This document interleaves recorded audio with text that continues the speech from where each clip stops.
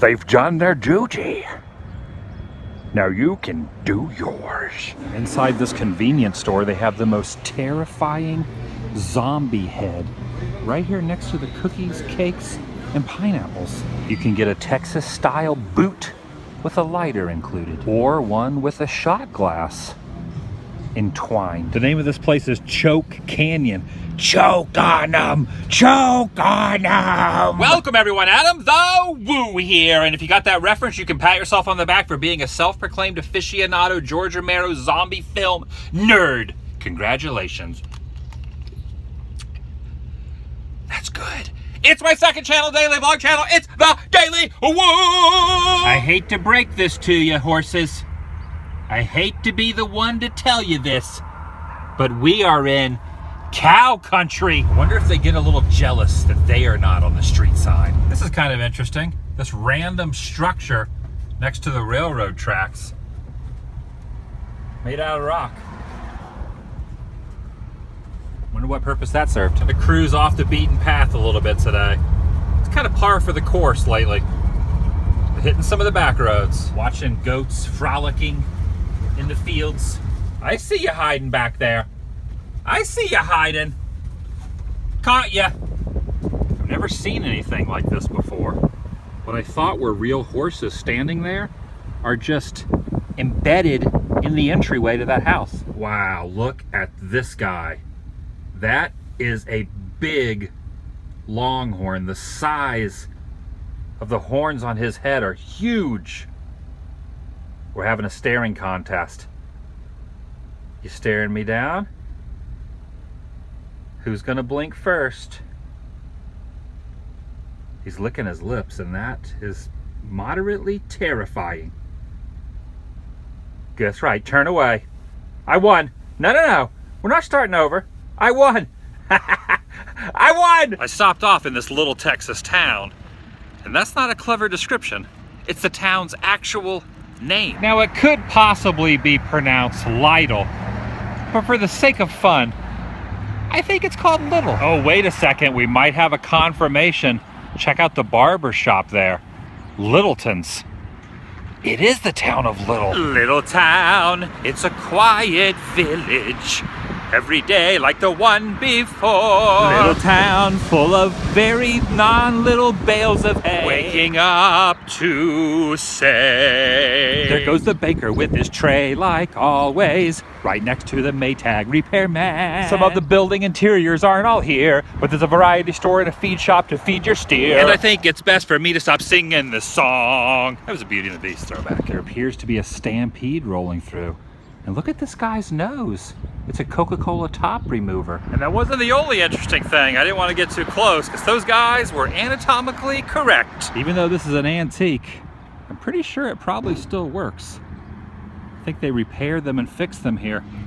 That's a classic, but probably quite I'm afraid your tractor will be quite operational when your crops arrive. You know what would be great here at Little Donuts to throw everyone for a loop? If they serve the largest donuts known to man. Looking at this artwork on this sign, bottom left corner is Chester Cheetah. Reminds me of an old commercial of his. He's a man on a mission. Got a snacking attitude. Chester Cheetah. He is a snacking dude. Man, that coffee did the job this morning. Plus, I just get really excited about small towns, or in that one's case, little towns. Here's an old vehicle graveyard. I hesitate to call it a junkyard because it's not open for business. You can't go in and get scraps and pieces for your car. There's a school bus. There's an old ambulance in a town called Natalia now. Look at this old movie theater there. You can still see the marquee. Wow. All graffitied over, but there's the ticket booth. The front doors. A lot of these smaller areas don't have leash laws. Run where the dogs tonight. We're not in suburbia. Dogs roam free. Here's an interesting fact for you. The Pet Shop Boys wrote that song based on the 1980s punk rock movie Suburbia because there were dogs running around the neighborhood. That's where they got the idea and the lyrics for the song. Did you know that? And that place is no longer open, but there was a really cool old Coca-Cola sign. I thought the last place I passed with all the cars was cool. It is nothing compared to this. This is a veritable cavalcade of vintage goodness. Every one of these are old classic cars. Some of these remind me of the vehicle that Lieutenant Columbo would have driven. What year car did he drive and what model? I've always been curious about that. This is pretty incredible though. There is a lot of memories on this property, that is for sure. This is one of the things I really enjoy about going off the normal highways and byways and just roaming around. You stumble on the coolest stuff.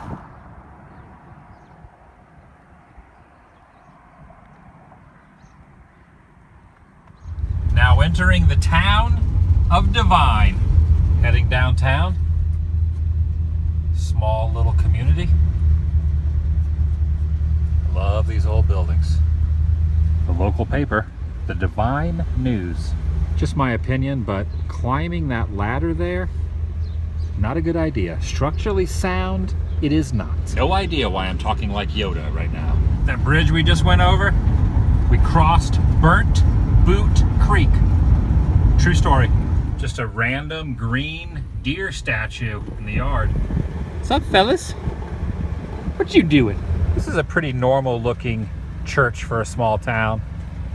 But once you add the steeple on, it becomes something you don't normally see every day. That's like a big church steeple on a small building. The merging of the two. He's very good at holding his excitement in. But rest assured, Big the Foot is brewing over with anticipation because the route we are now on is going to take us to the one, the only Bigfoot, Texas.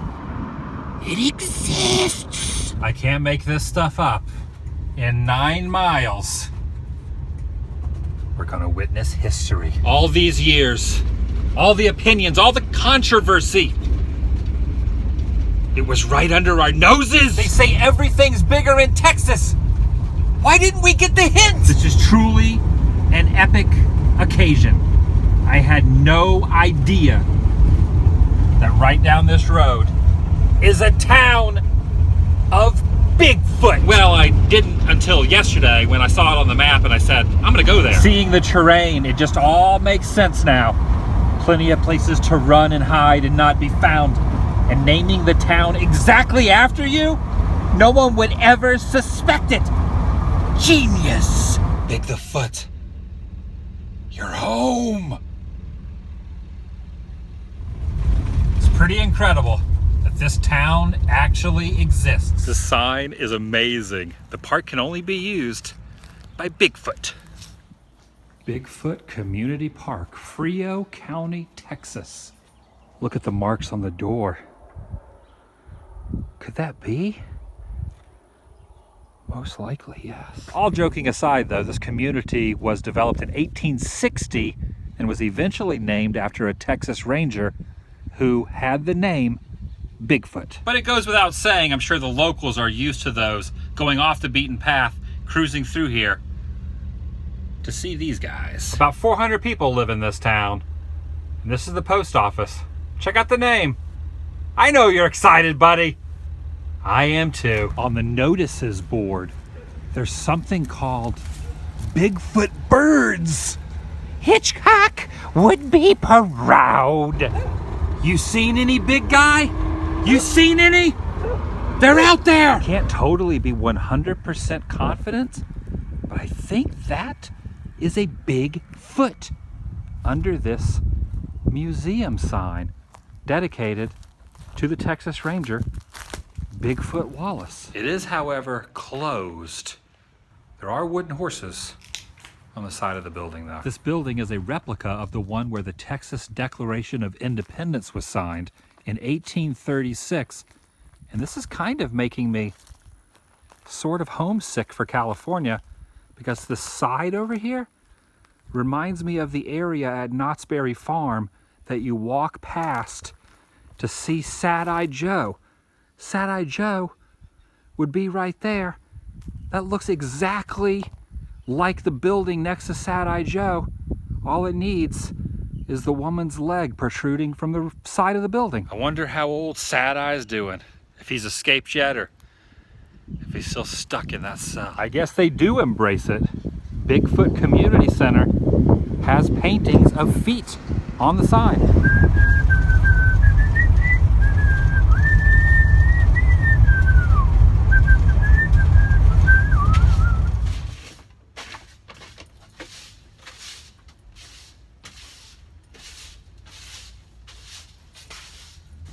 It's amazing how dirty this floor gets in just a short amount of time. Sun is starting to go down. I'm gonna park for the night here at this Walmart. Very large, oversized parking lot. Bought a couple supplies, make things even a little more comfortable inside Large Marge. See you guys tomorrow. Vlog.